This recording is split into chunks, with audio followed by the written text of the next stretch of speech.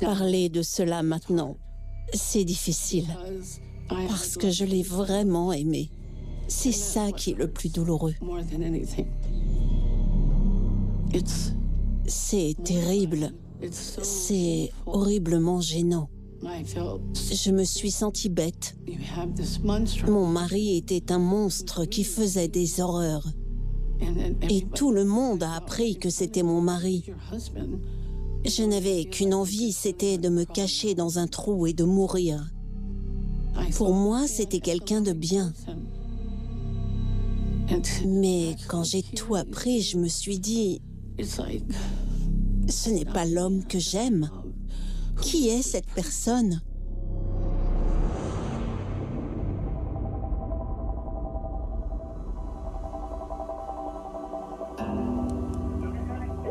Je suis devenu ce que je crois être un citoyen responsable. Je suis un bon voisin, un bon ami, un bon employé. Je crois que je suis quelqu'un de bien, si ce n'est que j'ai aussi été un monstre. Ça m'a anéanti d'apprendre ce qu'il avait fait et de me dire que j'étais mariée à un monstre. Je me sens triste et honteux de ce que j'ai fait. Ce ne sont pas des émotions que je ressentais à l'époque. Il est à sa place, derrière les barreaux. Et j'espère qu'il y restera jusqu'à son dernier souffle. Peut-être que ces crimes étaient une façon de me présenter en tant qu'être humain à part entière aux autres, qu'ils l'aient voulu ou non. J'ai envie de l'étrangler de mes propres mains et de serrer très fort et de lui dire « Qu'est-ce qui ne va pas chez toi ? Pourquoi ? Qu'est-ce qui te donne le droit de faire ça ? »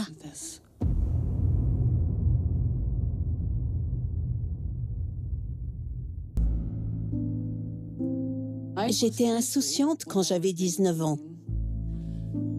Je venais de terminer le lycée. J'étais très impliquée dans le milieu de la danse. Et je n'avais pas le moindre souci. J'habitais à Honolulu, à Hawaï à l'époque. J'ai rencontré Mark dans une boîte de nuit de Waikiki. La boîte était pleine à craquer. Alors, avec ma copine, on nous a installés à la table de l'ami de Mark, car il n'y avait pas de place ailleurs. Mark était un marine. Il était en poste à Pearl Harbor. Il était très charmant. Il avait beaucoup de charisme. Et on s'amusait bien. Il avait demandé mon numéro de téléphone. Est-ce que tu veux danser ? On passait beaucoup de temps ensemble. Il était très généreux envers moi. Mark était très gentil et attentionné. Il était formidable. On se fréquentait depuis près d'1 an quand il a été muté à Caen-le-Jeune, en Caroline du Nord. On ne savait pas quoi faire. Alors je lui ai dit, je crois que je suis en train de tomber amoureuse. Et il m'a dit que c'était réciproque. On est restés ensemble. On a maintenu cette relation à distance. Mark me manquait terriblement. Je me sentais seule. J'étais très impliquée dans cette relation parce que j'étais convaincue d'être amoureuse de lui. Malgré mon jeune âge, je pensais savoir ce qu'était l'amour, mais je me trompais.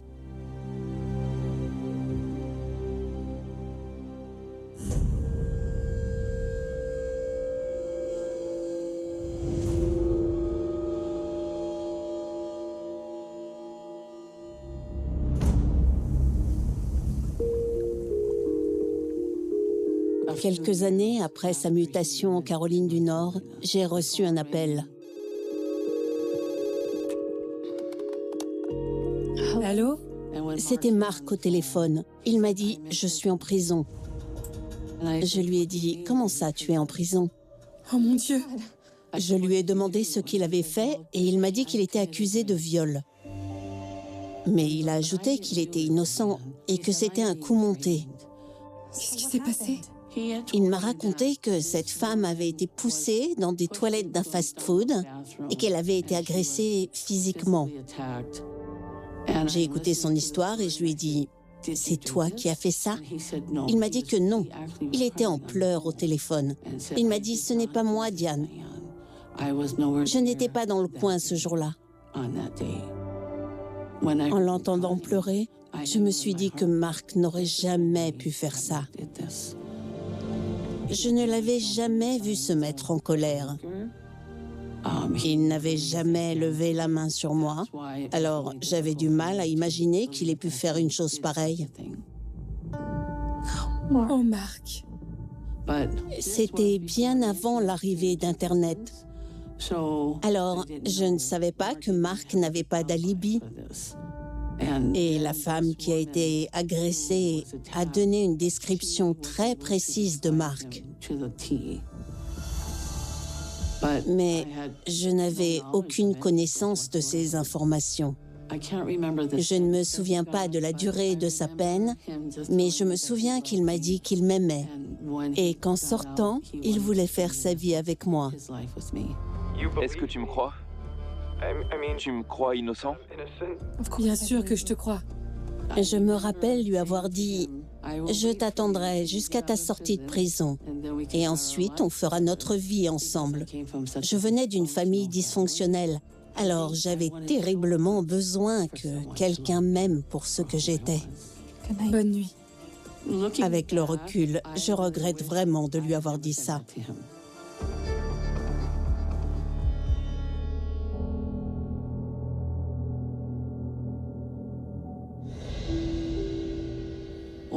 Lorsque Mark était en prison, notre relation passait par le téléphone et des lettres.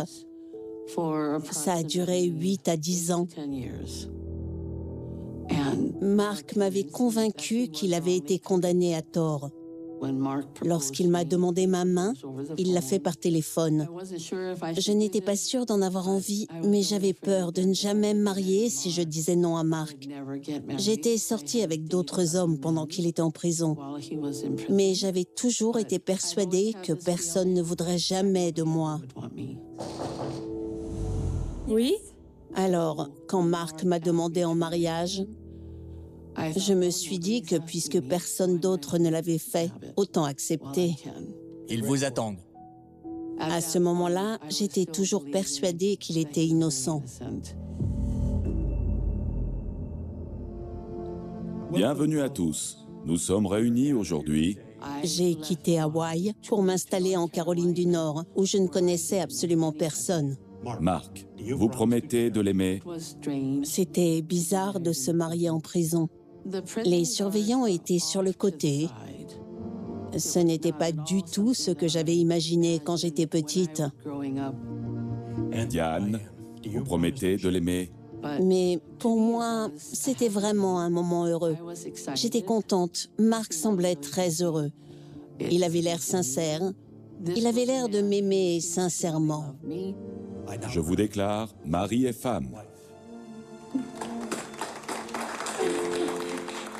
Mais quand j'y repense, je crois vraiment que Mark s'est servi de moi pour faire bonne impression auprès du comité de probation.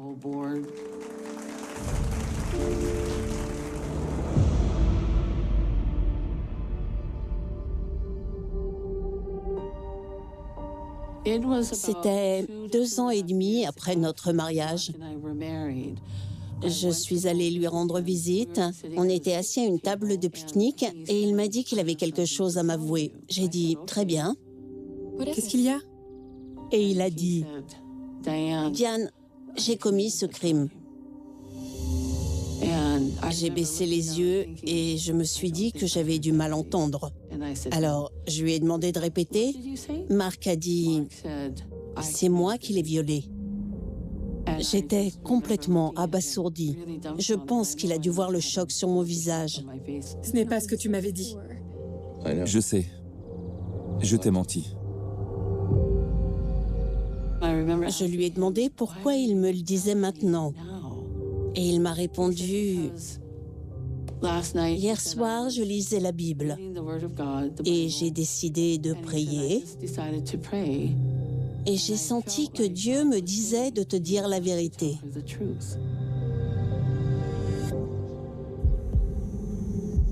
J'étais en état de choc. Depuis tout ce temps, j'étais convaincue de son innocence. Je lui ai demandé pourquoi il avait fait ça. Et il m'a dit, « Je n'en sais rien. Je l'ai vue et en un rien de temps, je me suis retrouvée sur elle dans les toilettes. » Et il faisait comme s'il ne savait pas pourquoi il avait fait ça. Alors, je lui ai demandé si c'était la seule fois. Et il m'a dit que oui. Il n'y avait pas de larmes dans ses yeux.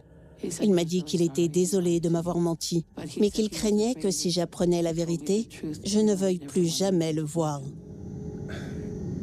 Je n'ai jamais voulu te mentir. Je lui ai demandé s'il avait demandé pardon à Dieu. Il m'a dit que oui. Alors je l'ai regardé et je lui ai dit, « Si Dieu est prêt à t'accorder le pardon, qui suis-je pour te le refuser ?» Mais ça ne voulait pas dire que je ne lui en voulais pas. J'ai commencé à tout remettre en question. Je me disais, « Tu es tellement bête, Diane. Tu es tellement naïve de l'avoir cru pendant toutes ces années. » Mais je ne savais pas quoi faire et je n'avais nulle part où aller. Ça va aller? Je n'avais pas d'argent. Je ne pouvais pas faire ma valise et rentrer à Hawaï. Je n'en avais pas les moyens. J'avais épousé cet homme et je croyais profondément que le mariage, c'était pour le meilleur et pour le pire. Je t'aime. Et là, c'était le pire.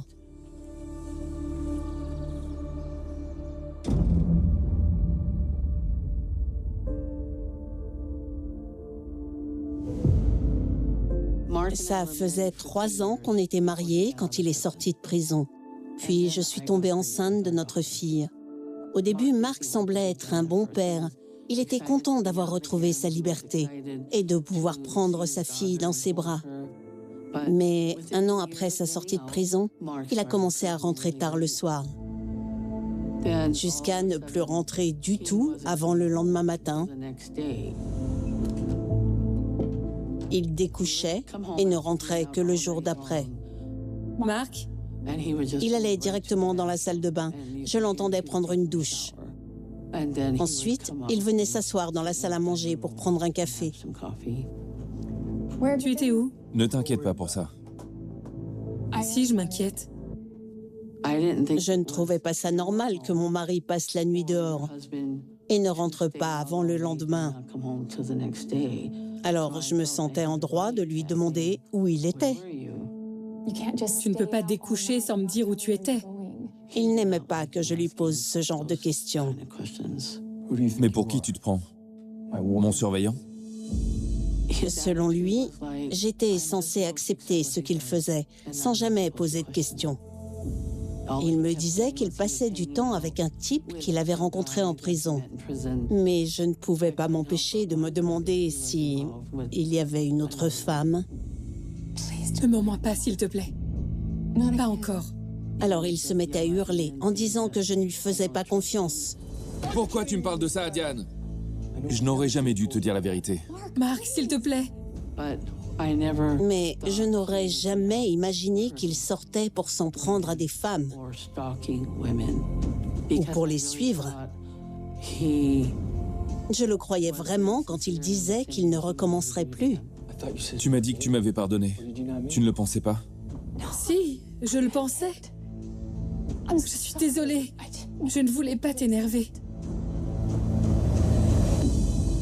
Tout ce que j'ai fait, tout ce qu'il m'avait dit n'était que mensonge. En tant que Marine, j'ai toujours eu un sens aigu de l'honneur, et le fait que j'ai pu commettre ces crimes est très déshonorant. Je ne sais pas comment j'ai pu croire que c'était acceptable, ni comment j'ai pu me trouver des excuses. Mark a eu du mal à trouver un travail en sortant de prison à cause de son casier judiciaire. Alors, on a contracté des dettes. Où tu vas? On n'a pas fini d'en parler. Ça causait des tensions entre nous, parce que les factures n'étaient pas payées à temps. Un jour, on s'est disputé à ce sujet. Alors c'est de ma faute. Non, mais je ne peux pas tout payer toute seule. Il est parti furieux. Alors, j'ai fermé la porte à clé. J'ai même mis la chaîne à la porte. Je pensais qu'il ne reviendrait pas. Ce soir-là, j'ai prié comme d'habitude et je suis allée me coucher. Je devais dormir profondément. Je me souviens avoir bougé et avoir senti quelque chose dans mon dos. J'ai ouvert les yeux d'un coup et j'ai sauté hors du lit. Il était là. Mark? Je lui ai demandé ce qu'il faisait là. Comment tu es rentré? J'avais fermé la porte à clé, j'avais mis la chaîne. Il m'a regardé, il était allongé, il souriait. Il m'a dit, c'est le genre de choses qu'on apprend en prison. On apprend à fabriquer des outils pour entrer chez les gens par effraction. Il a dit, même avec toutes les serrures du monde, on peut toujours entrer avec un peu de volonté. Il souriait. Il avait un air méchant. Ça m'a rendu très mal à l'aise.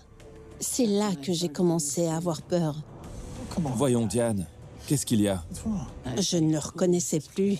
J'ai attrapé mon oreiller et j'ai pris une autre couverture. Il m'a demandé où j'allais. Je lui ai dit que j'allais dans la chambre de ma fille. J'ai fermé la porte et je lui ai dit « Ne viens pas ». Il s'est tourné et il s'est rendormi.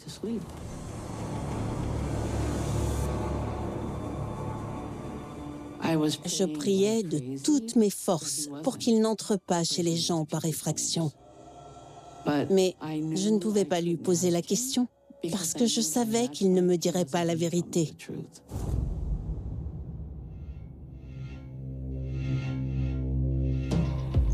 Mark n'était pas rentré de la nuit.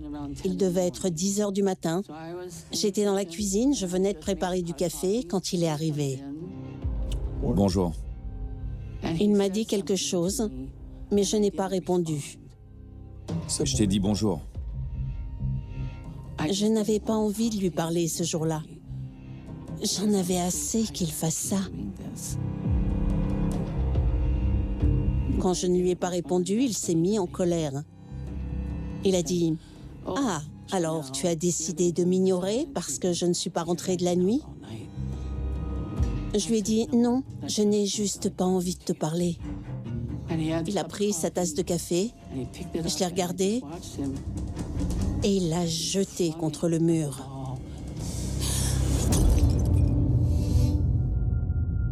La tasse a explosé. Le café a éclaboussé sur le mur. Et il a dit « Ramasse et nettoie-moi tout ça. » Et il a ajouté « Sinon, je te jure que je vais te tuer. » Ensuite, il est allé bricoler la voiture dehors. Je suis restée là un moment, sans bouger. C'était la première fois qu'il menaçait de me tuer. J'ai pris sa menace au sérieux. À cause du ton qu'il avait employé, il n'y avait aucune humanité dans sa voix. Une fois que j'ai eu tout nettoyé, il est revenu dans la cuisine. Il a regardé le mur qui était propre. Et il ne m'a pas dit un mot. Il s'est servi un café dans une autre tasse. Il a tourné les talons et il est sorti.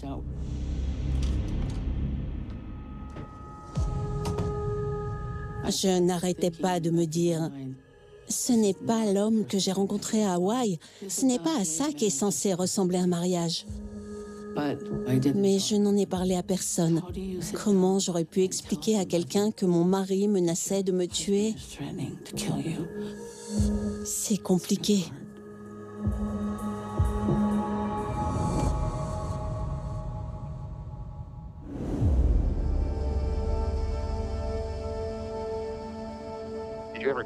Vous avez déjà pris quelque chose à vos victimes en guise de trophée? Leurs culottes. Et qu'est-ce que vous faisiez avec? Je les ai gardées pendant longtemps. J'étais partie en voyage pendant 3 semaines. Mark est venu me chercher à l'aéroport. Il m'a embrassée, il est venu m'accueillir. Quand j'ai ouvert la portière côté passager, j'ai vu des collants blancs. Et il y avait aussi une culotte de femme. Je suis restée là sans monter dans la voiture. J'étais pétrifiée. Je n'arrivais plus à bouger. La portière était ouverte, mais je ne pouvais pas monter. Oh, Lorsque Mark a ouvert sa portière et quand il a vu ce que je regardais avec incrédulité, il a tout de suite dit « Oh, tu m'as eu. C'était censé être une surprise, mais je n'ai pas eu le temps de les emballer. j'ai oublié de les emballer. Arrête. » J'ai su au fond de moi, dès qu'il a ouvert la bouche, qu'il mentait. Je sais que tu mens. Je lui ai dit « Je sais que ce n'est pas pour moi. » Je t'ai pris la main dans le sac. Là, le ton de sa voix a changé et il m'a dit « Tu ne m'as jamais cru. Monte. » Il m'a demandé si je les voulais. Je lui ai dit qu'il en était hors de question. Alors il les a ramassés et il les a mis dans la boîte à gants. Et la discussion s'est arrêtée là. Ça m'avait retourné l'estomac. Je me demandais ce qu'il avait fait. J'ai d'abord prié pour qu'il n'ait fait de mal à personne. Je n'aurais pas pu appeler la police parce que je n'aurais pas pu prouver qu'il avait fait quoi que ce soit, sans compter qu'il avait menacé de me tuer plusieurs fois. Alors j'en ai parlé à un cadre de mon église. Je lui ai dit que je ne savais pas vers qui me tourner. Et il m'a répondu « Vous n'allez rien faire et vous allez rester à ses côtés. » Je sais que ce n'est pas ce que vous voulez entendre, mais vous devez vous accrocher. Mais vous ne savez pas de quoi il est capable. N'allez pas voir son contrôleur judiciaire. Nous ne voulons pas que Mark retourne en prison. Et il a ajouté « Cette église ne vous aidera pas s'il retourne en prison. Vous êtes toute seule. » Et sur ce, il est parti. J'étais complètement abasourdie par ce que ce pasteur venait de me dire. Je me suis sentie trahie. C'était un homme d'église qui était censé me guider. Je me souviens avoir regardé par terre et m'être dit « Mon Dieu, s'il refuse de m'aider, qui le fera ?» Je ne savais vraiment pas quoi faire.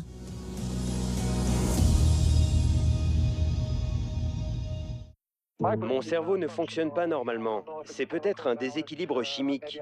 Ou peut-être que j'ai un chromosome Y en trop. Peut-être qu'il me manque une case. Je ne sais pas. Mais mon cerveau ne fonctionne pas comme un cerveau normal. Son comportement était imprévisible. C'était de pire en pire. Je voyais le mal prendre possession de lui petit à petit. Et j'avais de plus en plus peur de lui. Un jour, Mark a ouvert la porte. C'était le shérif. Il lui a dit « Vous êtes convoqué au tribunal d'instance parce que votre chèque de loyer a été refusé. » Je n'en revenais pas. Je l'ai remercié et il est parti. J'ai sorti mon carnet de chèques. On était censé avoir 130 $ sur notre compte. Mais on était à moins 200. Mark restait planté là, sans dire un mot. Je lui ai demandé s'il avait fait un retrait au distributeur. Il est passé sur la défensive et il m'a dit « J'ai quand même le droit d'aller au bar après une dure journée de travail pour boire un Bloody Mary ?» Je lui ai dit « Tu devrais appeler ta mère pour lui dire que tu as besoin d'argent. Et tu lui expliqueras pourquoi. » Ça l'a rendu furieux. Il s'est mis à jurer. Il a arraché l'antenne de la télé. Mark, qu'est-ce que tu fais? Et il a commencé à me donner des coups d'antenne sur la tête. Je l'ai supplié d'arrêter. Il me faisait mal. Mais il a juré, puis il a lâché l'antenne. J'étais à genoux à côté du lit. Je pleurais et j'ai prié pour que Dieu lui vienne en aide. Mon Dieu. Aide-nous. Aide-le à voir qu'il s'égare. Puis tout d'un coup, il s'est assis sur le lit et il m'a dit « Diane, je suis désolée. » Je sais pas ce qui m'a pris. Il a dit, il y a une partie de moi qui veut être un homme bien et un bon mari, mais il y a une autre partie de moi qui est contrôlée par ce monstre, et je l'ai laissé prendre le contrôle. J'essaie de lutter, mais c'est dur. Il m'a dit, j'ai ce monstre en moi qui veut sortir, et je le laisse faire. C'est lui qui me contrôle. Il pleurait, et je crois qu'il parlait vraiment sincèrement.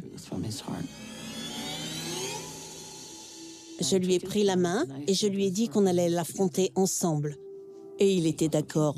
Il a dit qu'il allait faire des efforts, et pendant quelque temps, ça a été le cas. Mais ensuite, le monstre en lui a repris le dessus.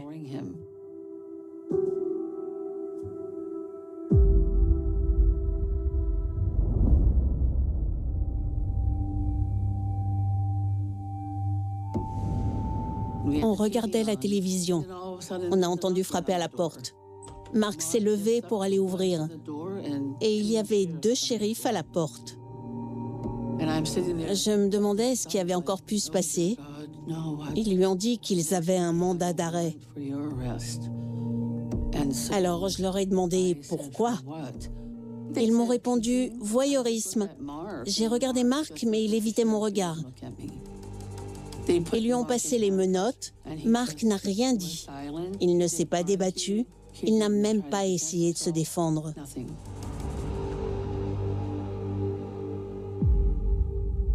Le lendemain, je suis allée le voir en cellule. Et c'est là que ma colère a explosé. C'est quoi ton problème? Je lui ai dit, c'est vrai? Tu as fait ça? Il a reconnu les faits. Alors je lui ai dit, tu dois des excuses à cette femme. Qu'est-ce qui ne va pas chez toi? Il m'a regardé et il m'a dit, je n'irai pas m'excuser. J'avais envie de passer mes bras à travers les barreaux, de lui attraper les cheveux et de lui cogner la tête contre les barreaux. J'étais tellement en colère. C'est là que j'ai compris que Mark faisait tout ce qu'il avait envie de faire, peu importe qu'il y ait des victimes ou non. Alors je lui ai dit, bon, tu restes là, moi je m'en vais. Et je suis partie.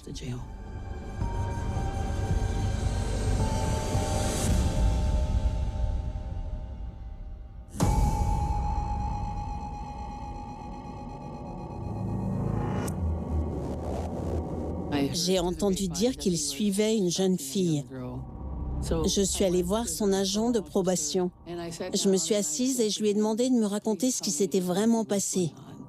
Et là, il m'a dit, Diane, il a terrorisé cette fille. Apparemment, il se trouvait derrière elle dans un magasin.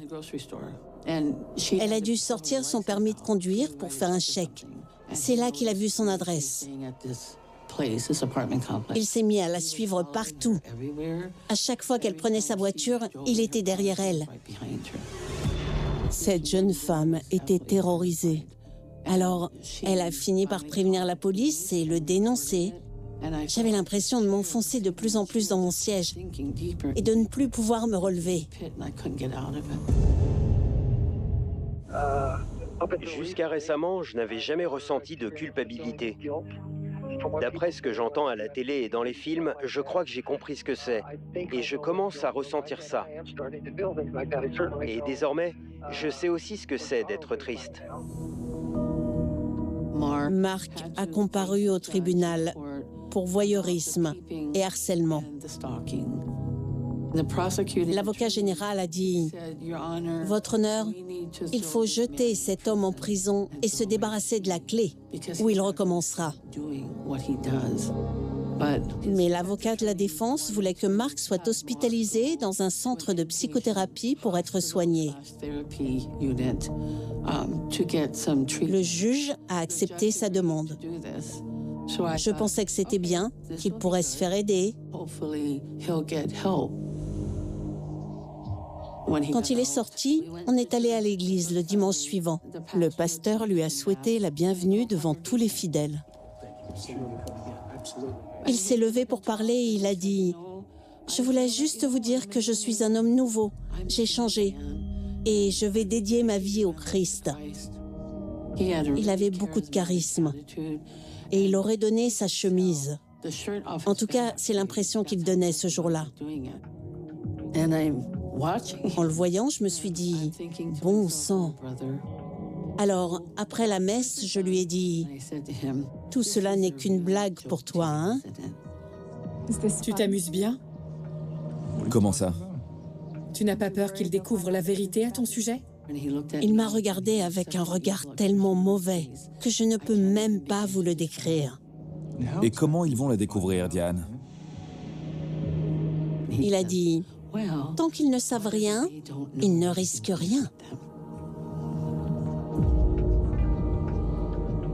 C'est là que j'ai compris que je vivais vraiment avec Dr. Jekyll et Mr. Hyde.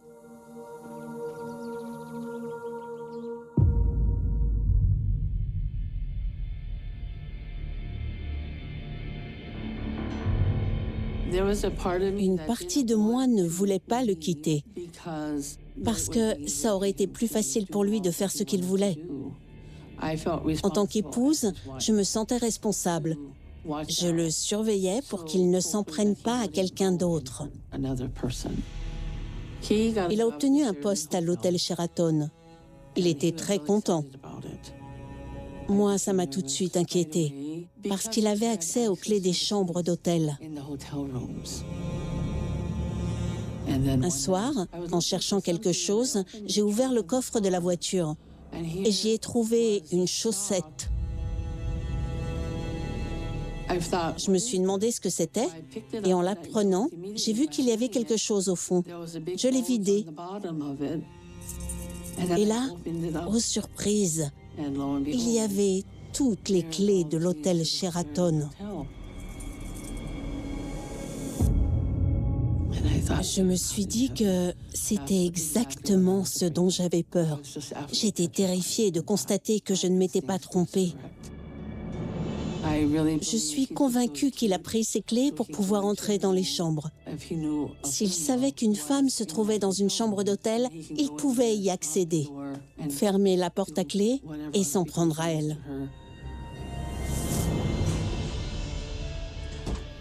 Je n'ai pas parlé à Mark de ma découverte. Et je n'en ai pas non plus parlé à la police ni à qui que ce soit, parce qu'il avait menacé de me tuer à plusieurs reprises. Je vivais dans une peur permanente avec lui. Alors, j'ai jeté les clés dans une benne à ordures. Mais il a tout de même été renvoyé à cause de ce que je craignais. Mark a été renvoyé après avoir été surpris dans une chambre.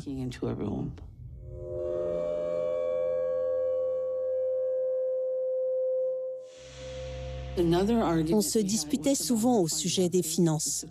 Il prenait plus d'argent sur le compte. Alors je lui ai dit qu'il fallait qu'il trouve une solution. Je ne supportais plus son comportement. Ensuite, j'ai tourné les talons et je me suis dirigée vers la chambre. Tu gaspilles notre argent.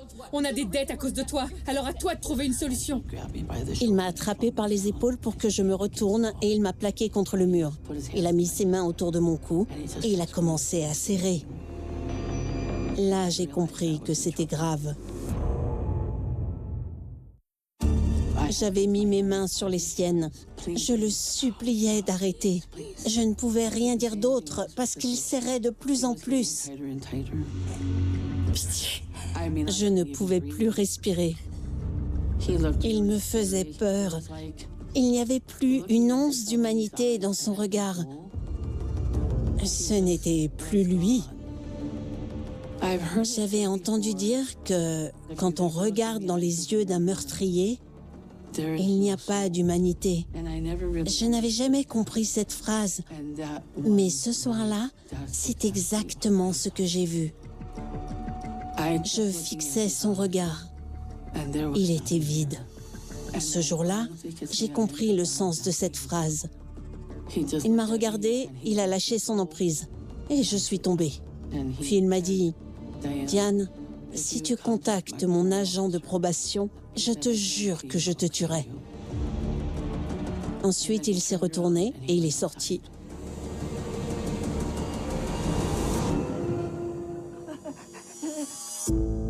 C'est ce soir-là que j'ai compris que je ne pouvais plus vivre comme ça. Il fallait que je trouve une solution pour m'échapper. Il y avait un couple qui faisait partie de notre groupe d'études de la Bible depuis plusieurs années. Ils m'avaient tous les deux dit que si j'avais des problèmes avec lui, je pouvais les appeler. Alors le lendemain, j'ai appelé cette femme et je lui ai raconté ce qui s'était passé. Elle m'a dit « Diane, je viendrai chez toi dès que j'ai fini mon travail ». On s'est assuré qu'il ne serait pas là, on a fait quelques cartons. Je lui ai laissé un mot sur lequel j'ai écrit « C'est fini ». J'avais 37 ans lorsque j'ai déménagé dans le Minnesota. Je suis arrivée en février 1990. J'ai demandé le divorce en octobre et il a été prononcé en décembre. Le divorce a coûté 35 $. C'est le meilleur investissement que j'ai jamais fait. Une fois le divorce prononcé, on n'a plus jamais été en contact.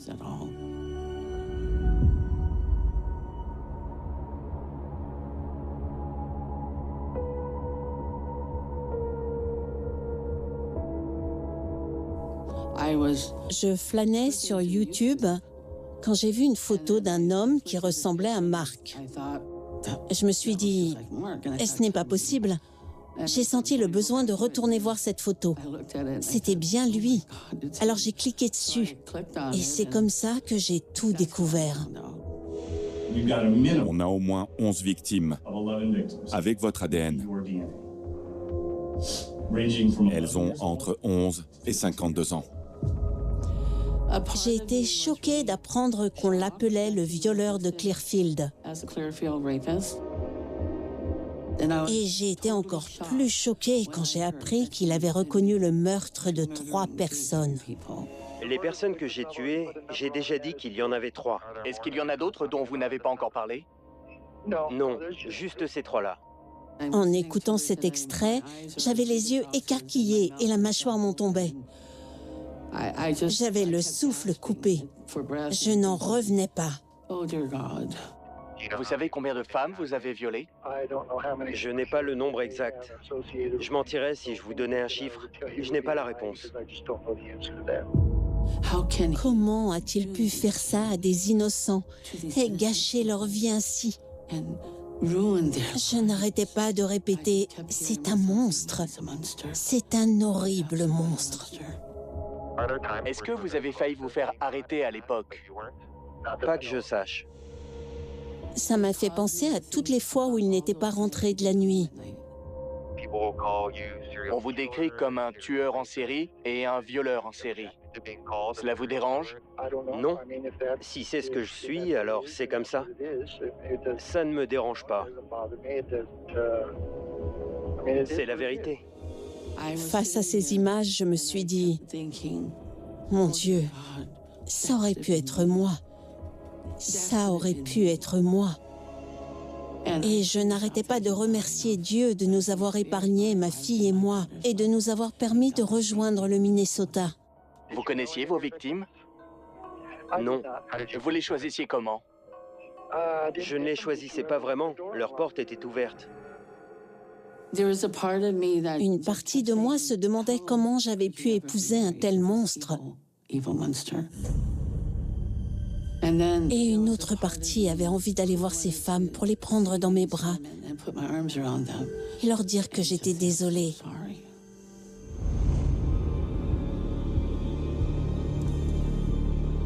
J'avais des pulsions qui étaient incontrôlables. C'était comme un besoin urgent. C'est difficile à expliquer, un peu comme une arme à double tranchant. D'un côté, c'était comme une soif insatiable, intarissable. Et d'un autre côté, ça me nourrissait. Ça me faisait me sentir bien. J'ai attendu des années avant de l'entendre expliquer pourquoi il faisait ça.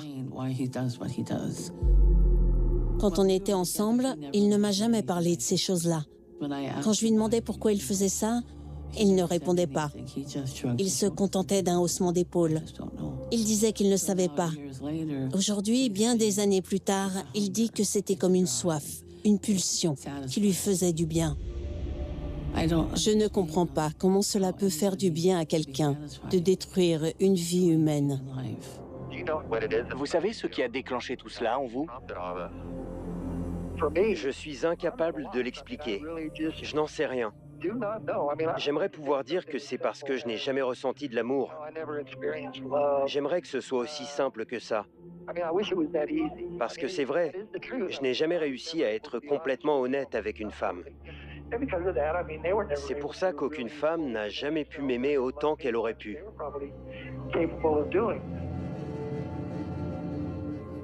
Cette phrase me rend vraiment malade. Je l'ai aimé. Je me suis investie avec lui. Je suis devenu un citoyen responsable. Je suis un bon voisin, un bon ami, un bon employé. Je crois que je suis quelqu'un de bien, si ce n'est que j'ai aussi été un monstre. Comment il peut dire que c'est un type bien, un bon voisin, un bon employé, alors qu'il est aussi un violeur et un assassin? Tu n'es pas quelqu'un de bien. Tu es horrible et tu es mauvais. Toutes ces pulsions que j'avais avant, c'est terminé. Et ça me hante maintenant. Je ressens des regrets et des remords. Et même de la tristesse. Je ne ressentais jamais ces émotions auparavant, quand les pulsions étaient encore là.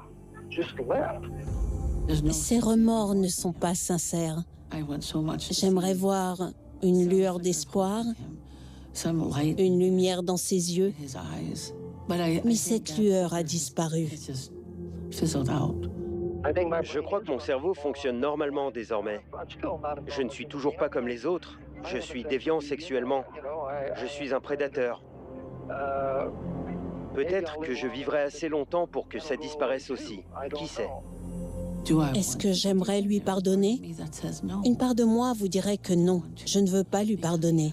Il a fait beaucoup trop de mal autour de lui. Mais une autre part de moi refuse de laisser ce monstre définir qui je suis. Alors, il faut que je décide de lui pardonner, vraiment.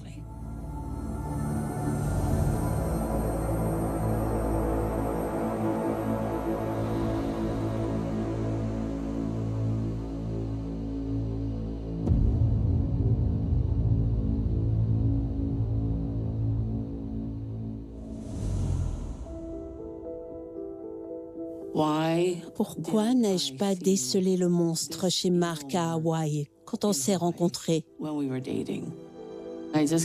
me pose souvent cette question.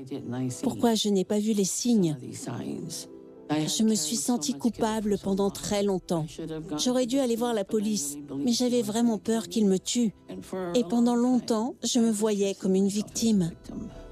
Mais un jour, je me suis réveillée et je me suis dit, Diane, tu n'es pas une victime, tu es une survivante. Aujourd'hui, bien des années plus tard, je me sens apaisée. Mais je continue de repenser à ce qu'il m'a dit il y a très longtemps. Il y a une partie de moi qui veut être un homme bien, mais il y a une autre partie de moi qui aspire à faire le mal.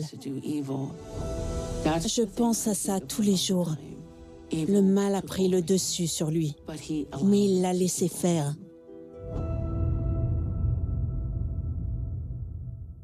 Paris, 1998, une nuit sans pluie mais lourde comme un secret qui refuse de rester enterré. Dans un immeuble discret du 11e arrondissement, un voisin affirme avoir entendu un bruit sourd, un seul, bref, presque insignifiant, comme si quelque chose venait de tomber ou de disparaître.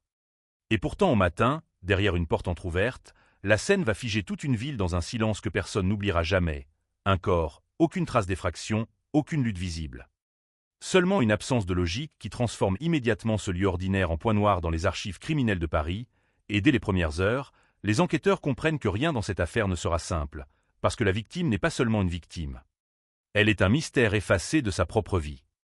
Elle s'appelait Claire Duvillard, 29 ans, traductrice indépendante, sans histoire apparente, sans ennemi connu, une existence presque transparente dans les dossiers administratifs, et pourtant quelqu'un, quelque part, a décidé qu'elle devait disparaître sans laisser de traces compréhensibles. Et c'est précisément ce qui rend la scène encore plus troublante. Aucun vol, aucun signe de cambriolage, rien qui puisse expliquer la violence invisible qui a eu lieu dans cet appartement trop calme, trop propre, comme si le temps lui-même avait été interrompu en plein mouvement. Les premiers policiers sur place parlent d'un sentiment étrange, une impression d'avoir été appelé non pas sur une scène de crime classique, mais sur un point de rupture, quelque chose qui dépasse les schémas habituels. Et très vite les techniciens découvrent un détail qui va hanter l'enquête pendant des années, une trace partielle, presque imperceptible, sur le rebord intérieur d'une fenêtre, comme si quelqu'un avait hésité, observé ou attendu, sans jamais vouloir être vu.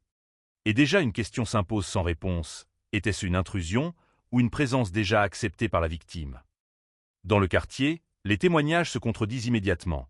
Certains voisins affirment avoir vu une silhouette dans l'escalier tard dans la soirée, d'autres jurent que l'immeuble était totalement silencieux, comme vidé de toute vie.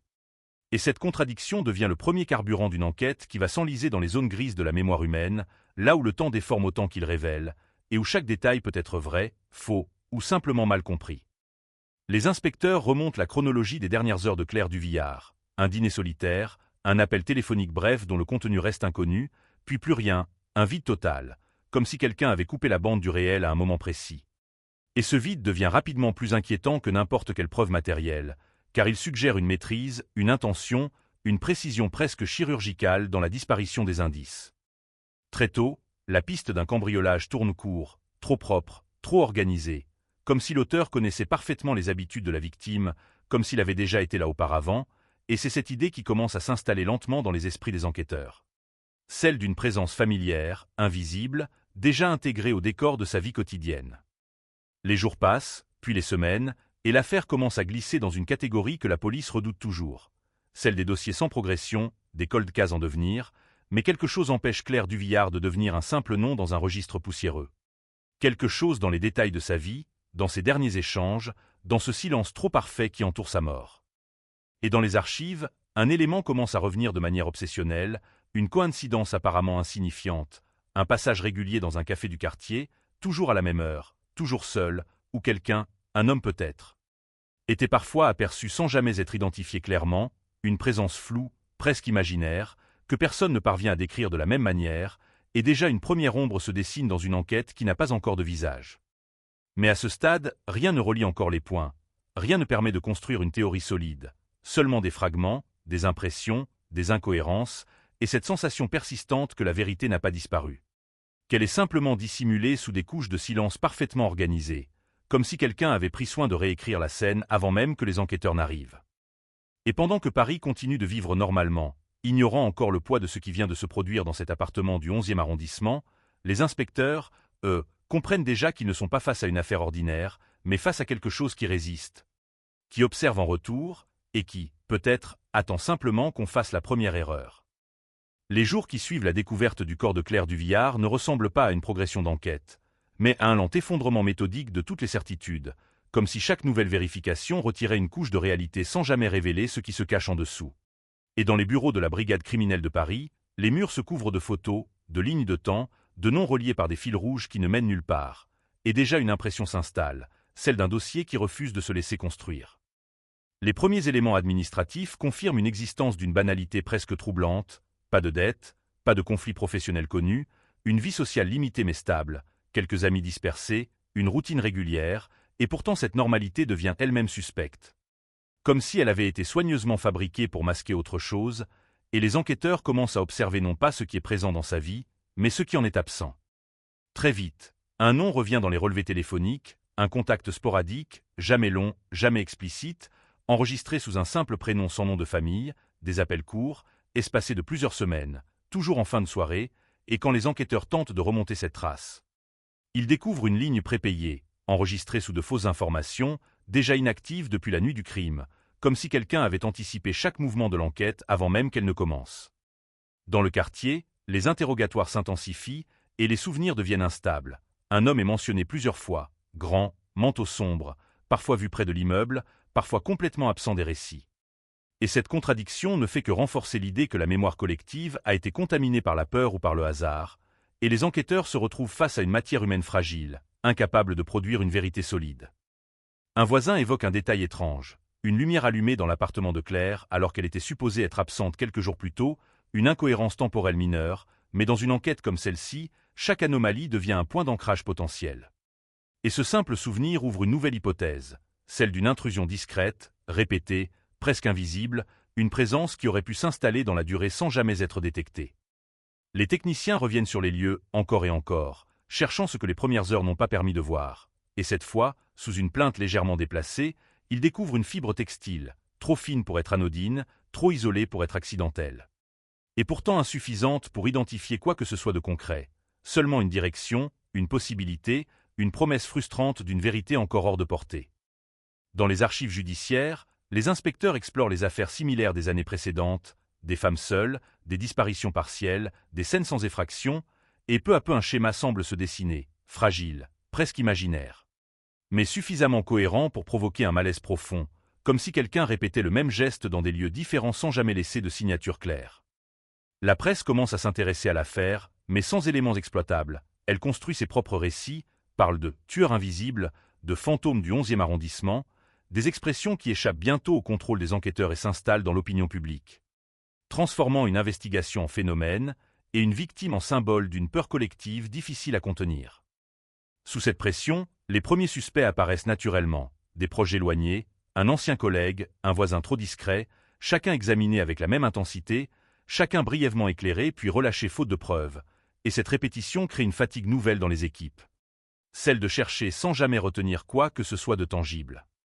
Mais c'est un détail administratif, presque invisible, qui commence à troubler un inspecteur en particulier, une incohérence dans les registres d'accès à l'immeuble, une intervention technique non enregistrée correctement quelques semaines avant la mort de Claire, une signature illisible.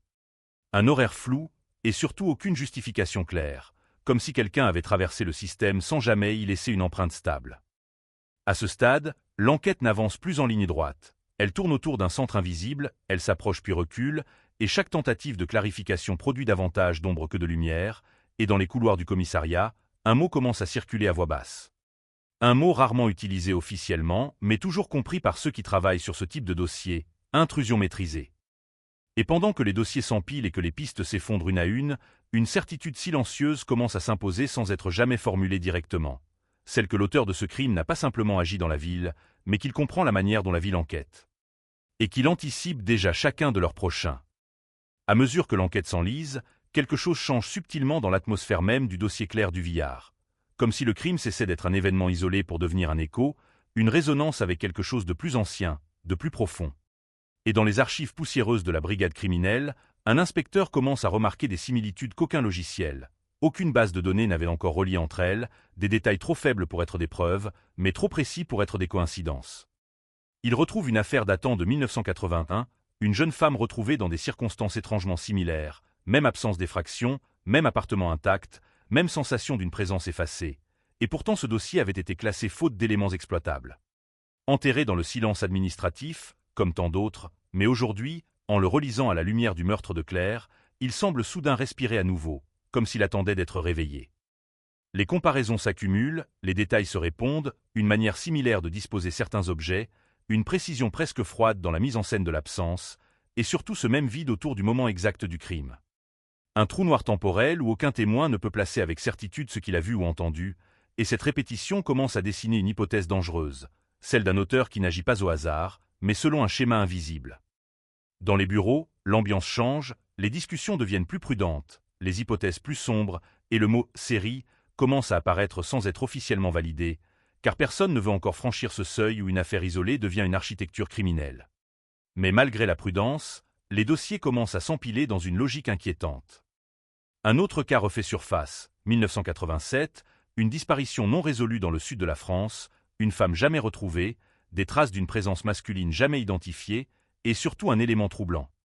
Un appel téléphonique passé depuis une cabine proche de Paris quelques jours avant la disparition, un détail jugé insignifiant à l'époque, mais qui aujourd'hui prend une dimension différente, comme un fil discret reliant des événements séparés par des années. L'inspecteur en charge du rapprochement des dossiers commence à passer ses nuits au commissariat, absorbé par les documents, les photographies, les rapports incomplets, et plus il avance, plus une sensation s'impose. Celle d'un puzzle dont certaines pièces ont été volontairement retirées pour empêcher toute vision d'ensemble, comme si quelqu'un avait anticipé qu'un jour, quelqu'un tenterait de comprendre. Pendant ce temps, la presse continue d'alimenter la peur publique, transformant les faits fragmentaires en récits collectifs, parlant désormais d'un « modèle invisible », d'un criminel insaisissable actif depuis des décennies. Et chaque article ajoute une couche supplémentaire de pression sur les enquêteurs, qui doivent désormais travailler non seulement contre le temps, mais aussi contre une narration qui leur échappe. Et pourtant, malgré ce bruit médiatique, les avancées concrètes restent minimes, une fibre textile isolée devient soudain un élément central. Un fragment d'ADN partiel est réexaminé, mais ne correspond à aucun profil connu, et chaque piste se termine de la même manière. Par un mur administratif ou scientifique, comme si la vérité elle-même refusait d'être enregistrée. Mais c'est une nouvelle analyse informatique, effectuée sur des croisements de données anciennes, qui provoque un changement subtil dans la dynamique de l'enquête, une répétition dans les déplacements géographiques des victimes potentielles, des zones urbaines similaires. Des habitudes de vie comparables, et surtout une récurrence troublante dans les périodes d'inactivité totale suivies de disparitions soudaines, comme si quelque chose observait avant d'agir. Cette idée devient progressivement impossible à ignorer, celle d'une présence qui ne se contente pas de frapper, mais qui étudie, qui attend, qui construit son geste dans le temps, et qui laisse derrière elle non pas des signatures visibles, mais des absences organisées, et dans ce type de logique. Les enquêteurs comprennent qu'ils ne cherchent plus seulement un individu, mais une méthode. Et dans ce basculement progressif, une certitude inquiétante s'installe sans être prononcée à voix haute. Celle que Claire Duvillard n'était peut-être pas le début de cette histoire, mais simplement le dernier point visible d'un fil qui traverse des années entières sans jamais avoir été complètement rompu.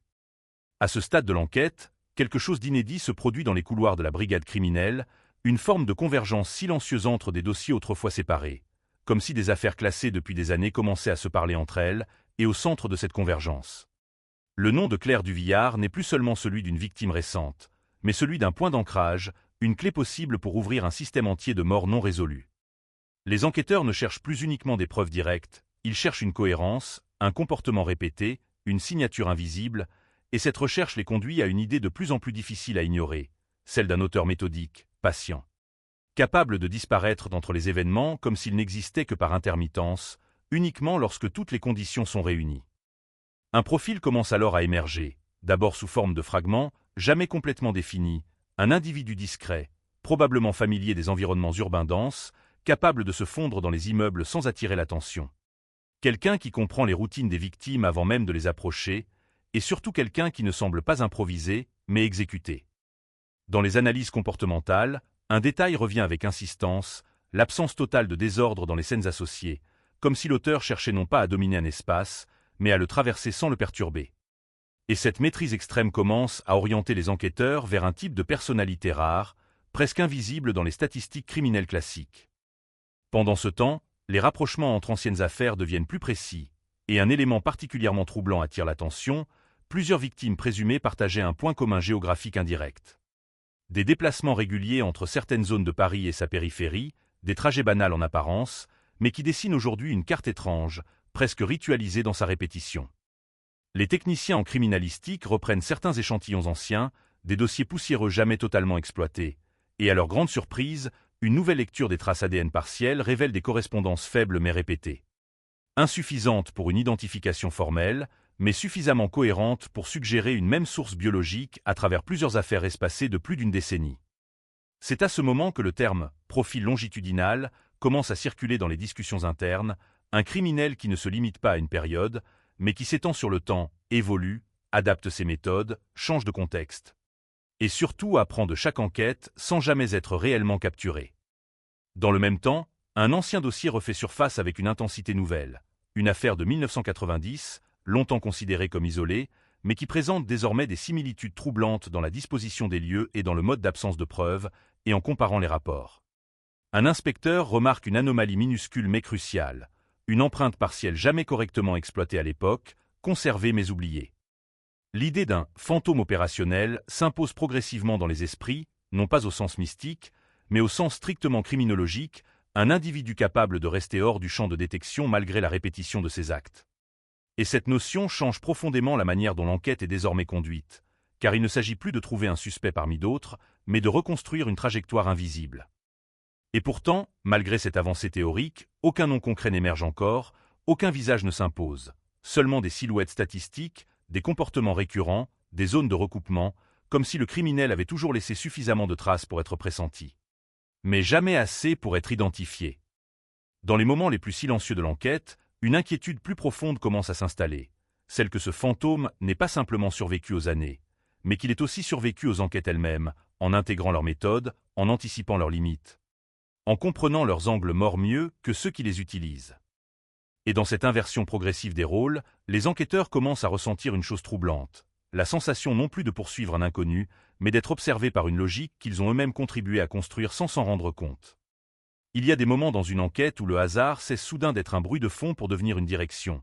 Et c'est exactement ce qui se produit lorsque les recoupements informatiques, jusque-là trop diffus et trop vastes, commencent à converger vers une seule zone, un seul profil. Une seule présence récurrente dans les marges des anciens dossiers, comme si toutes les lignes dispersées de cette affaire finissaient enfin par pointer vers une même ombre.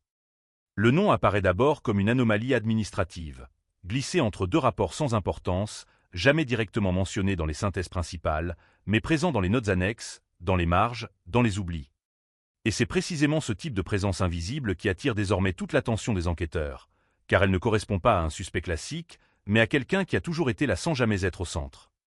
L'homme s'appelle Julien Mercier, technicien indépendant en maintenance de systèmes de sécurité dans plusieurs arrondissements de Paris, un profil banal, presque trop banal, sans antécédent judiciaire, sans signalement particulier. Mais dont le nom revient étrangement dans plusieurs interventions techniques non documentées correctement au fil des années, des passages dans des immeubles aujourd'hui liés à des affaires non résolues, des accès temporaires, des autorisations floues, des interventions jamais totalement archivées. Ce qui frappe immédiatement les enquêteurs, ce n'est pas ce qu'il a fait, mais ce qu'il a pu faire sans être remarqué, la capacité d'entrer dans des espaces privés sous couvert de missions légitimes, la possibilité d'observer sans éveiller de soupçons. Et surtout l'accès à des systèmes de sécurité qui, à l'époque, étaient encore peu centralisés, laissant des failles exploitables pour quelqu'un qui connaissait leurs limites. Les premières vérifications montrent une coïncidence troublante. Mercier a travaillé ponctuellement sur un immeuble proche de celui de Claire Duvillard quelques mois avant le crime, une intervention rapide, enregistrée comme routine. Mais dont les détails techniques sont aujourd'hui introuvables dans les archives complètes, comme si une partie du dossier avait été perdue ou volontairement retirée. Les enquêteurs décident de le suivre discrètement, d'observer ses déplacements, ses habitudes, et très vite, un schéma discret apparaît, des trajets réguliers vers des zones déjà associées à d'anciennes affaires, des arrêts brefs, sans motif apparent, toujours en fin de journée. Toujours dans des quartiers où des événements inexpliqués ont été enregistrés des années auparavant. Mais ce qui rend le profil encore plus inquiétant, c'est son absence totale de variation sociale. Aucune relation connue, aucune activité numérique identifiable à l'époque, une vie presque effacée, réduite à des interventions professionnelles et des déplacements logistiques. Comme si sa présence dans la ville était strictement fonctionnelle, sans excès, sans trace inutile. Dans les bureaux, la tension monte rapidement, car pour la première fois depuis le début de l'affaire Claire Duvillard, une cible concrète existe, un nom, un visage, une adresse possible, et cette matérialisation du « fantôme » change immédiatement la dynamique de l'enquête, qui passe d'une logique d'archive à une logique d'intervention. Pourtant, quelque chose dérange encore certains inspecteurs, une incohérence subtile, presque instinctive. Mercier est trop visible dans les données récentes, trop accessible, comme si le système lui-même l'avait laissé apparaître au moment précis où il devenait nécessaire. Et cette idée introduit un doute dangereux, celui d'un piège potentiel ou d'une erreur de convergence. Malgré ces hésitations, la surveillance se renforce, les écoutes s'organisent, les déplacements sont cartographiés en temps réel, et les équipes commencent à attendre une faille, un geste, une erreur. Quelque chose de suffisamment humain pour confirmer enfin ce que les données suggèrent depuis des semaines. Et dans cette attente lourde, presque électrique, une sensation étrange s'installe parmi les enquêteurs, celle que le dossier, pour la première fois, n'est plus seulement une reconstruction du passé, mais une confrontation en train de se préparer dans le présent. Comme si l'histoire de Claire Duvillard n'avait jamais vraiment été une affaire ancienne, mais le début d'un mouvement encore actif. La surveillance de Julien Mercier ne commence pas comme une opération spectaculaire, mais comme une lente immersion dans la banalité contrôlée, des heures passées à observer un homme qui semble précisément calibré pour ne rien laisser transparaître, et pourtant, dans ce silence organisé. Les enquêteurs ont appris à chercher non pas les actions visibles, mais les micro-variations, les écarts infimes, les répétitions trop parfaites pour être naturelles. Les premiers jours ne révèlent rien de concluant. Mercier suit une routine presque mécanique. Départ tôt le matin, trajet court, intervention technique dans des bâtiments variés, retour tardif sans détour apparent, et cette régularité extrême commence à produire un effet paradoxal. Plus il semble ordinaire, plus il devient suspect, comme si son absence d'imprévu était elle-même une construction. Mais au troisième jour, un détail change subtilement la perception de l'équipe de surveillance, un arrêt imprévu dans un quartier qui n'est pas lié à ses interventions déclarées, une pause de quelques minutes devant un immeuble ancien, sans entrer, sans interagir, simplement une présence brève. Presque absurde, comme une vérification silencieuse que quelque chose existe toujours à sa place. Le lieu en question attire immédiatement l'attention des analystes, car il correspond à une affaire non résolue de 1993, une disparition jamais élucidée, et même si la coïncidence reste fragile, elle suffit à relancer l'ensemble du dossier avec une intensité nouvelle. Comme si chaque déplacement de Mercier devenait une lecture potentielle d'un passé criminel encore ouvert. Les enquêteurs commencent alors à revoir ces anciens itinéraires sur plusieurs années, et une structure inquiétante apparaît progressivement, des répétitions faibles mais constantes de passage dans des zones déjà associées à des événements non résolus. Comme si sa trajectoire professionnelle servait aussi de couverture à une cartographie invisible. Dans les bureaux, la tension devient palpable, car plus les données s'accumulent, plus une hypothèse se renforce sans jamais être totalement confirmée, celle d'un individu capable de s'intégrer aux marges des systèmes urbains, utilisant les infrastructures elles-mêmes comme camouflage. Exploitant les angles morts administratifs plutôt que la force ou la dissimulation classique. Les techniciens en criminalistique réexaminent les anciennes fibres, les traces partielles, les empreintes incomplètes, et une nouvelle correspondance fragile apparaît, non pas une preuve directe, mais une compatibilité récurrente entre plusieurs éléments dispersés sur plus de 15 ans. Suffisamment cohérente pour empêcher toute clôture rationnelle du dossier. Et pourtant, malgré cette accumulation, quelque chose continue de déranger dans le profil de Mercier. Une impression persistante qu'il ne correspond pas entièrement à la figure reconstruite par les données. Comme si la silhouette qui émergeait des analyses était légèrement décalée par rapport à la réalité observée. Cette dissonance devient un sujet de débat interne, certains inspecteurs voyant en lui le centre logique de l'ensemble des affaires, d'autres percevant une construction trop parfaite, presque trop lisible. Comme si quelqu'un avait été placé dans le champ de vision de l'enquête au moment exact où elle avait besoin d'un point d'ancrage.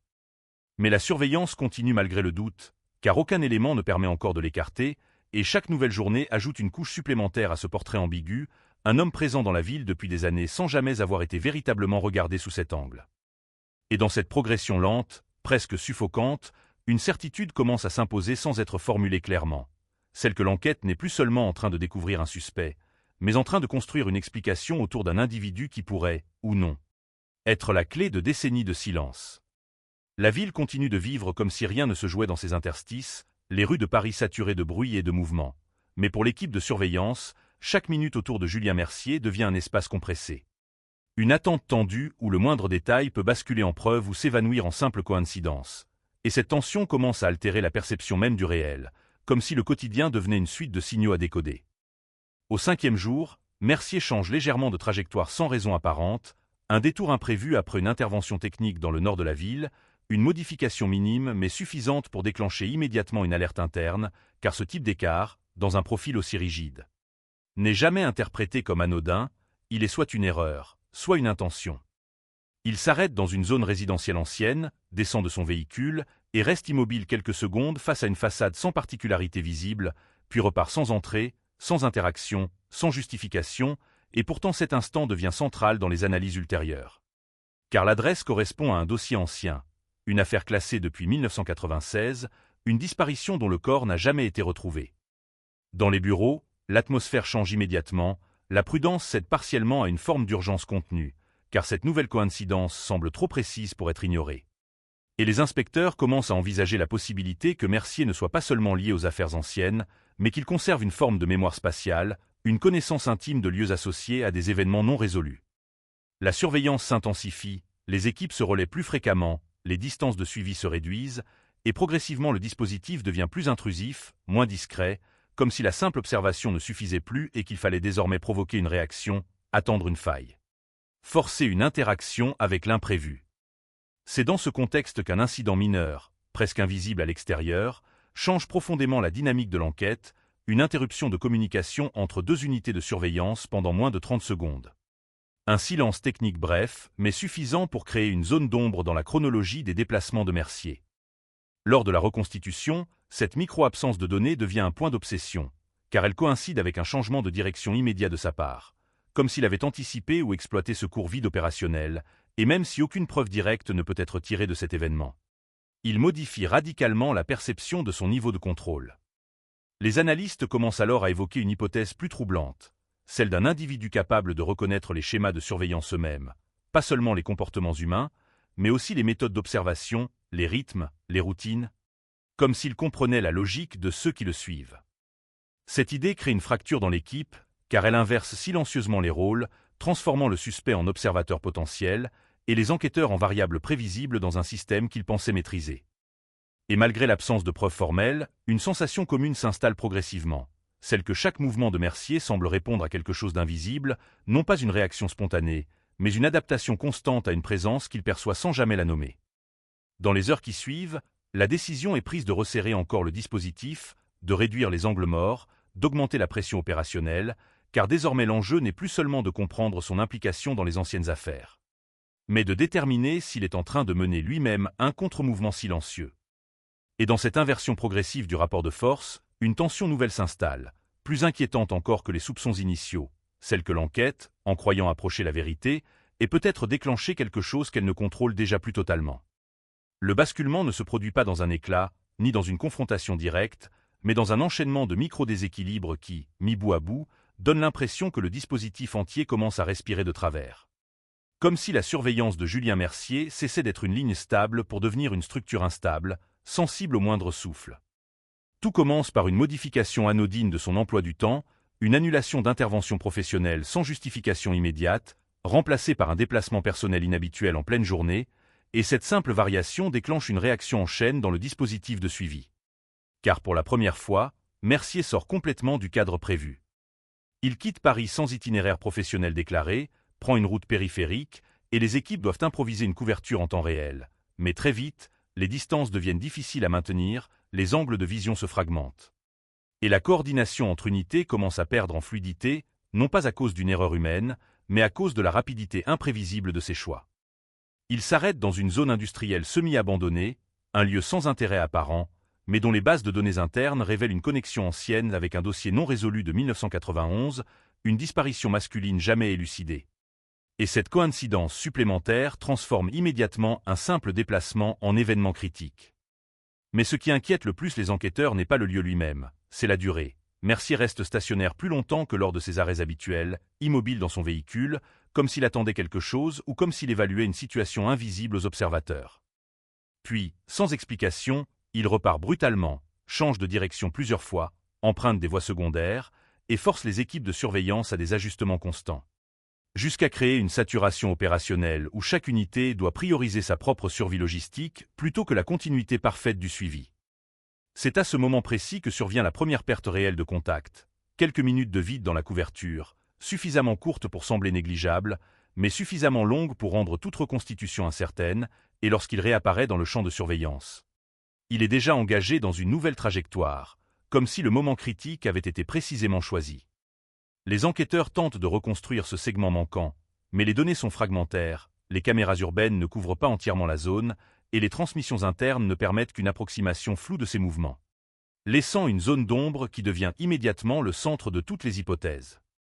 Dans les heures suivantes, l'équipe découvre un détail encore plus troublant, une activité inhabituelle sur son téléphone personnel, une connexion brève mais localisée dans une zone déjà associée à une affaire ancienne, un signal faible, mais suffisant pour raviver l'idée d'une logique sous-jacente dans ses déplacements. Et pour la première fois depuis le début de la surveillance, un sentiment nouveau s'installe dans le dispositif, celui que Mercier ne fuit pas, qu'il ne se cache pas de manière classique, mais qu'il module sa présence en fonction de ce qu'il perçoit autour de lui.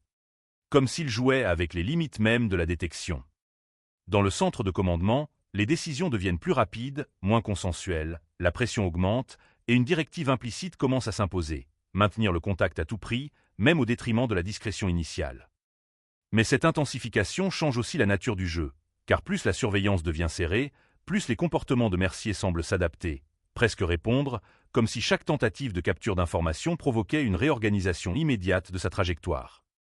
Et dans cette dynamique instable, une vérité inconfortable commence à émerger sans être formulée clairement, celle que le dossier n'est peut-être plus une enquête sur un suspect, mais une interaction en temps réel entre deux intelligences opposées, chacune testant les limites de l'autre dans un silence de plus en plus tendu. La nuit tombe sur Paris avec une lenteur presque lourde, mais dans le centre de coordination, personne ne la remarque vraiment, car l'attention entière est absorbée par un seul point mobile sur la carte, Julien Mercier. Désormais au cœur d'un dispositif de surveillance qui ressemble moins à une opération policière qu'à une course d'endurance mentale où chaque seconde compte.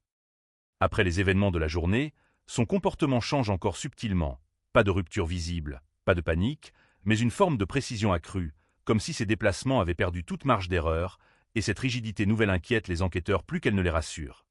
Car elle ressemble moins à une fuite qu'à une préparation.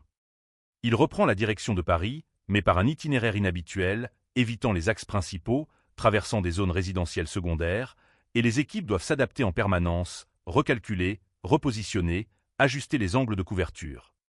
Jusqu'à créer une sensation de désordre contrôlé, comme si la ville elle-même devenait un labyrinthe mouvant. Puis, sans avertissement, Mercier s'arrête dans un quartier ancien du sud-est parisien, descend de son véhicule et marche quelques mètres à pied, sans objectif apparent, jusqu'à une rue étroite bordée d'immeubles anciens, un endroit qui n'apparaît dans aucun des liens initiaux de l'enquête. Mais qui, en croisant les bases de données historiques, révèle une coïncidence troublante avec une affaire de disparition datant de 1994. Les équipes se rapprochent, réduisent la distance, mais cette fois quelque chose change dans la dynamique de suivi. Mercier semble plus conscient de son environnement immédiat, plus attentif aux véhicules autour de lui, sans pour autant manifester de réaction explicite. Seulement une adaptation constante à la présence des autres. C'est à ce moment qu'un événement imprévu survient, un contrôle routier aléatoire dans une rue adjacente oblige une unité de surveillance à modifier sa trajectoire, créant un déséquilibre temporaire dans la couverture et dans cet intervalle de réorganisation. Mercier disparaît du champ visuel principal pendant quelques minutes. Lorsque le contact est rétabli, il n'est plus au même endroit, et sa position suivante ne correspond à aucun déplacement logique attendu, comme s'il avait traversé une zone non couverte sans laisser de traces intermédiaires exploitables. Et cette anomalie provoque immédiatement une montée de tension dans le centre de commandement. Les analystes tentent de reconstituer les minutes manquantes, mais les flux de données sont incohérents. Certaines caméras urbaines présentent des décalages temporels, d'autres n'ont enregistré aucun passage, et ce vide numérique devient soudain plus inquiétant que n'importe quelle preuve directe. Dans le même temps, un signal audio capté brièvement dans une transmission interne semble contenir une phrase incomplète, probablement issue d'un échange radio perturbé, mais suffisamment distincte pour être analysée, et elle semble indiquer une conscience de la surveillance en cours. Sans jamais nommer clairement les observateurs. Et pour la première fois, une hypothèse jusque-là implicite devient explicite dans l'équipe. Mercier n'est peut-être pas simplement en déplacement, il pourrait être en train de tester la capacité de l'enquête à maintenir une continuité, comme si chaque interruption, chaque décalage, chaque erreur était intentionnellement provoquée ou exploitée. Cette idée transforme immédiatement l'atmosphère, car elle implique une inversion complète du rapport de force, où la surveillance n'est plus un outil de contrôle, mais un système dont les failles peuvent être activement utilisées par celui qu'elle observe. Alors que la nuit avance, les équipes prennent une décision de plus en plus risquée, resserrer encore davantage le dispositif, réduire les marges de sécurité, accepter un niveau d'exposition plus élevé pour éviter toute nouvelle perte de contact. Mais dans cette tension croissante, une certitude silencieuse s'impose à tous, celle que la prochaine rupture ne sera peut-être plus un simple incident technique ou logistique, mais un événement décisif, un point de non-retour dans une enquête qui a déjà cessé d'être purement administrative. La pression dans le centre de commandement atteint un niveau que personne ne verbalise plus, comme si les mots eux-mêmes devenaient inutiles face à une situation qui se déplace trop vite pour être entièrement saisie, et désormais. Chaque décision prise autour de Julien Mercier semble arriver une fraction de seconde trop tard, comme si le temps opérationnel de l'enquête était en train de glisser hors de synchronisation. Après la dernière rupture de suivi, Mercier ne réagit pas comme un homme en fuite classique, il ne change pas radicalement de comportement, il ne disparaît pas, il continue de se déplacer dans la ville, mais avec une précision presque dérangeante. Comme s'il savait exactement jusqu'où il pouvait aller sans déclencher de réaction excessive, et cette maîtrise silencieuse devient plus inquiétante que toute tentative d'évasion. Les équipes finissent par reconstituer un fragment de son passage précédent, un intervalle de quelques minutes encore flou, mais suffisant pour identifier une proximité avec un bâtiment administratif ancien, aujourd'hui désaffecté, qui abritait autrefois des archives judiciaires secondaires. Et cette proximité relance immédiatement une série de vérifications internes. Dans ces archives, un document refait surface, un rapport ancien mal classé, mentionnant une intervention technique non standard dans plusieurs immeubles entre la fin des années 1990 et le début des années 2000, signé partiellement par des techniciens externes, dont le nom abrégé correspond de manière troublante à Julien Mercier, sans que cela puisse encore être considéré comme une preuve directe. Mais ce n'est pas la signature qui inquiète le plus les enquêteurs, c'est la répétition du motif, des interventions dans des lieux qui, rétrospectivement, sont tous associés à des événements non résolus ou à des disparitions sans conclusion. Comme si ces passages techniques constituaient une cartographie parallèle aux enquêtes officielles. Pour la première fois, une chronologie plus cohérente commence à émerger, non pas celle des crimes eux-mêmes, mais celle des accès possibles, des opportunités, des présences invisibles dans des moments critiques, et Mercier apparaît désormais non plus seulement comme un suspect récent, mais comme un élément potentiel d'une continuité beaucoup plus ancienne. Cette révélation change profondément la nature de l'enquête, car elle transforme une hypothèse comportementale en structure temporelle, et les inspecteurs comprennent qu'ils ne cherchent peut-être pas un point d'origine récent, mais un fil continu qui traverse plusieurs décennies sans interruption visible. Dans le même temps, une nouvelle observation sur le terrain attire l'attention. Mercier semble ralentir volontairement dans certaines zones spécifiques de la ville, des arrêts brefs mais récurrents, toujours dans des quartiers où des affaires anciennes ont été classées sans résolution. Comme s'il reconnaissait inconsciemment ou intentionnellement ces lieux. Et à mesure que ces éléments s'accumulent, une tension plus profonde s'installe dans l'équipe, car une question commence à s'imposer sans être formulée ouvertement: est-ce que l'enquête est en train de reconstruire un criminel? Ou est-ce qu'elle est en train de suivre un chemin qu'il a lui-même laissé derrière lui? Le doute devient structurel, il ne concerne plus seulement les preuves, mais la nature même de ce qui est observé, et dans ce climat instable, chaque nouveau déplacement de Mercier est désormais interprété comme un message potentiel, une réponse ou une préparation. Et alors que la nuit recouvre de nouveau la ville, les enquêteurs prennent conscience d'une réalité plus inquiétante encore que toutes les hypothèses précédentes, celle que la confrontation n'est plus une possibilité future, mais un événement déjà en train de se construire dans le présent. Étape par étape, sans retour en arrière possible. À ce stade, l'enquête ne ressemble plus à une progression, mais à une compression du temps, comme si chaque heure ramenait tous les éléments vers un même point invisible, et dans ce mouvement de convergence, Julien Mercier n'est plus simplement un suspect suivi. Il devient le centre gravitationnel d'un système qui s'accélère malgré les efforts pour le stabiliser. Le dispositif de surveillance est désormais total, multiples unités coordonnées, flux vidéo en temps réel, interception de communication, et pourtant, paradoxalement, plus le contrôle se renforce, plus les zones d'incertitude apparaissent. Comme si la transparence accrue produisait elle-même de nouvelles zones d'ombre. Mercier traverse Paris avec une fluidité inquiétante, sans comportement erratique, sans signe de stress, et cette stabilité devient un langage en soi, un langage que les enquêteurs tentent de déchiffrer sans jamais être sûrs de ne pas projeter leurs propres interprétations sur ses actions. Puis survient un élément inattendu, un appel intercepté, court, incomplet, provenant de son téléphone, non pas une conversation, mais une transmission interrompue, contenant des fragments de phrases impossibles à contextualiser immédiatement. Mais dont le ton suggère une forme de reconnaissance implicite de la surveillance en cours, comme si la situation était comprise, acceptée, ou même anticipée.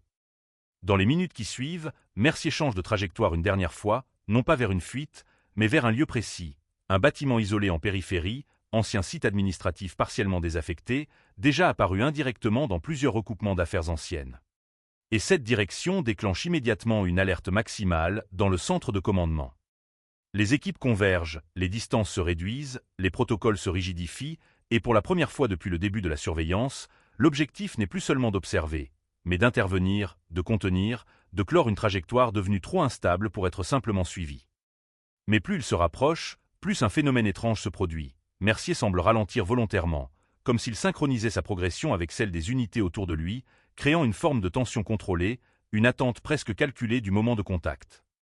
À l'intérieur du bâtiment, les premières équipes signalent des éléments incohérents, des espaces vides, des traces anciennes de passages techniques, des installations obsolètes, mais rien qui corresponde directement à une scène criminelle récente. Seulement des couches successives d'usage et d'abandon, comme si le lieu avait servi à plusieurs histoires sans jamais en révéler une seule complètement.